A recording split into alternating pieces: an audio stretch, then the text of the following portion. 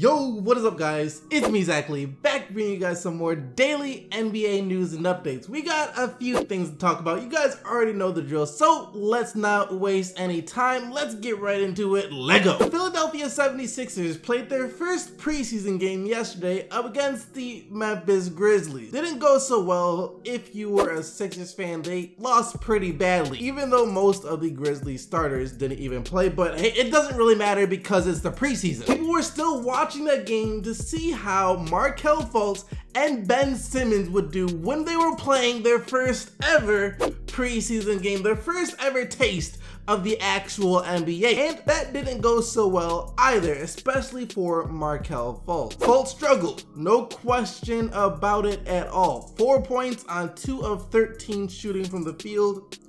Not the best game for Markelle Fultz, and Ben Simmons did struggle a bit shooting the ball as well. Only 6 points on 2 of 8 shooting, but that's okay because he was showing that he could do other stuff on the court. Even though he went 2 of 8 from the field, Ben Simmons still had 9 assists and 7 rebounds on the game. Once again, showing that he's not the type of player that needs to score the ball in order to have a huge impact and get his team the win. Yes, I know the Sixers still didn't win, but you get the point. He came into the league known for his passing ability. He's supposed to be one of the best passers the NBA has ever seen. That was on display last night, and the fact that he's nearly 7 foot tall for a point guard helps too with rebounding, so he was rebounding the ball pretty well as well. The dude's a freak, and head coach of the Memphis Grizzlies, Dave Fizdale, also believes that Ben Simmons is a freak of nature, as he said this about him yesterday. These guys are getting taller and more talented and more skilled. He's one of those super freaks, but I think he's hungry and he's ready to show the league what he can do.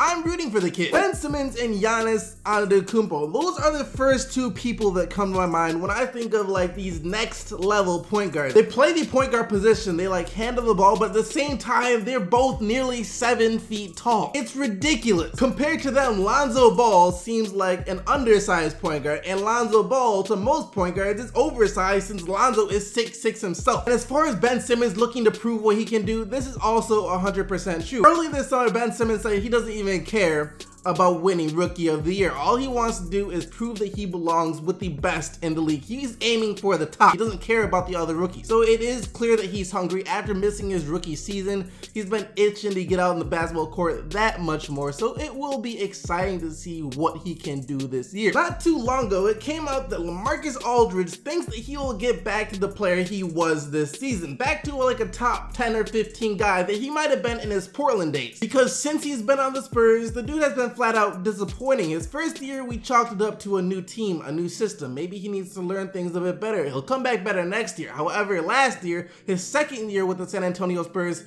he was even worse than he was in his first year. Matter of fact, it was the worst year LaMarcus Aldridge has had in his entire career except for his rookie year. And you could even make an argument that his rookie year was better than the year he had last year. 17 points and 7 rebounds a game. That is it for LaMarcus Aldridge. And for a guy that was used to putting up over 20 points and 10 rebounds per game, it is extremely disappointing. Aldridge knew this, and Aldridge wasn't happy about this. That is why he went to Greg Popovich to talk to Popovich about how unhappy he has been with the San Antonio Spurs. It was me kind of being blunt about it and being kind of forward. He was open to it. I kind of just spilled my heart about how I felt things were and how things have been going. I think he was kind of caught off guard. I don't think he really noticed that I was unhappy, but once I said it, he was great about listening and it was good from there. I felt like I wasn't really fitting into the system as best I could. I wasn't helping out like I felt I could. Well, that's pretty much what Aldridge told Greg Popovich about how unhappy he was. What surprised me though is that Aldridge said that Popovich was surprised that Aldridge wasn't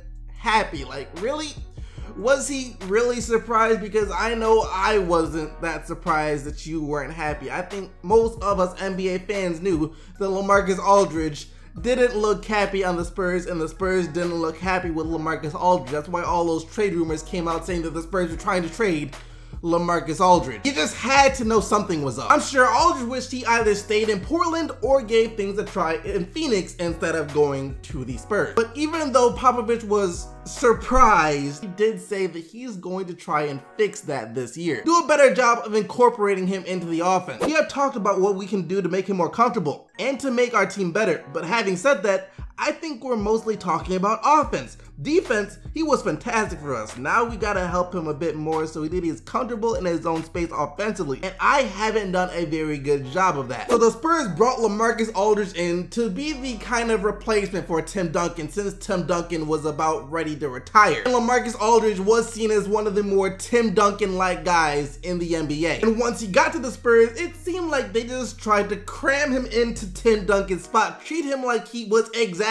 Tim Duncan 2.0. Run the same plays, the same sets, gave him the same touches, everything exactly the same as it was for Tim Duncan. But there was one huge problem with the Spurs doing that LaMarcus Aldridge is LaMarcus Aldridge and not Tim Duncan. The difference is this: I'm not saying LaMarcus Aldridge is selfish or anything, but he wants more touches. He's used to getting a lot of touches every single game. Back when he was with Portland, it wouldn't be strange for him to take 5 of their first 7 or 8 shots. Portland tried to get him going as quickly as they possibly could, because if Aldridge heated up, they know there was a much higher chance of them winning the game. It's not like that on the San Antonio Spurs, not even close. In Portland, he was averaging around 20 shots per game. With the Spurs though, that number is down to 14 shots per game. The same 14 shots per game that Tim Duncan averaged over his career with the San Antonio Spurs. So they literally tried to turn LaMarcus Aldridge into Tim Duncan, and that just wasn't working. That's the whole bottom line. LaMarcus Aldridge wants more shots, and it sounds like Greg Popovich is more open to the idea of getting him more touches. Will this work out? Will LaMarcus Aldridge actually have a bounce back year?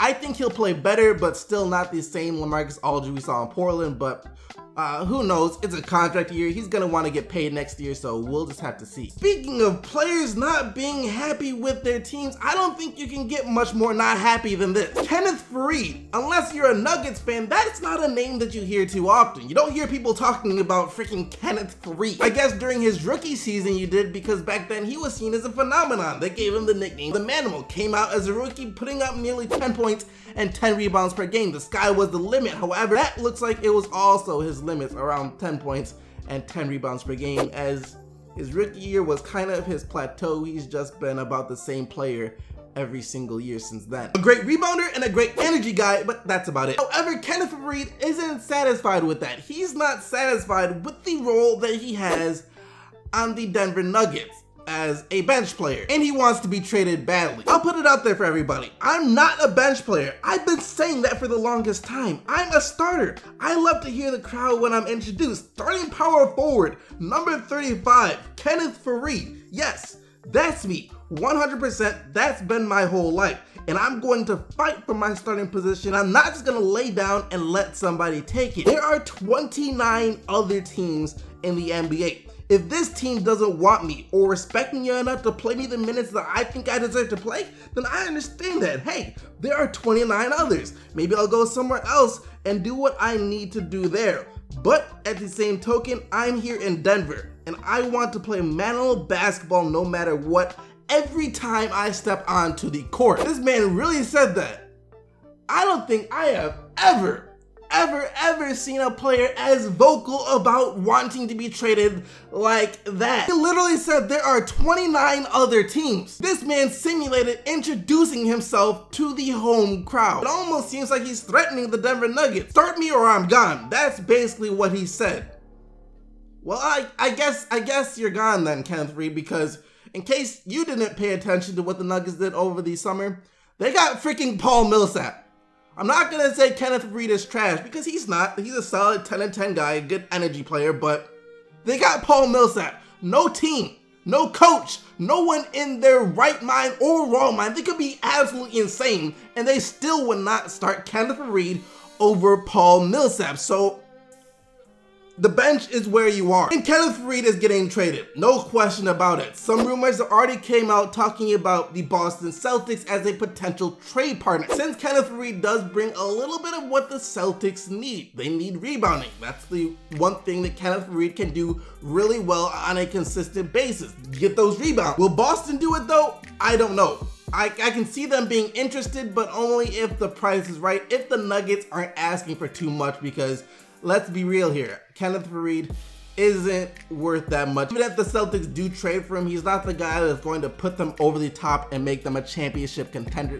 He's not the missing piece. I'm sure they'll be willing to go up a third string guy plus maybe a second round draft pick. That's the most you're probably gonna get out of any team for Kenneth Faried at this point. And if you're the Denver Nuggets, you just gotta take it, because the attitude he has towards the team right now of start me or trade me, you don't want that in the locker room. You can't go the whole season with that on your team. He's gotta go. But that's going to do it for today, guys. Hope you did enjoy the video. Let me know what you think about all of this down in the comment section below. Leave a like if you enjoyed the video and subscribe for more daily NBA videos. And until tomorrow, keep getting the Bucks Team SDC, and I'm out of here.